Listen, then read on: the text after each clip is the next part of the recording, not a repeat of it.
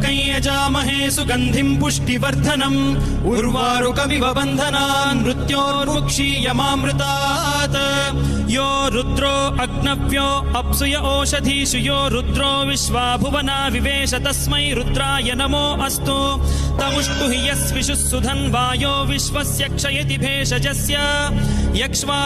महेशौ मनसाय रुद्रन्नमोभिर्देवमसुरं दुवस्य अयं मे हस्तो भगवान् अयं मे भगवत्तरः अयं मे विश्वभेषजोऽयं शिवाभिमर्शनः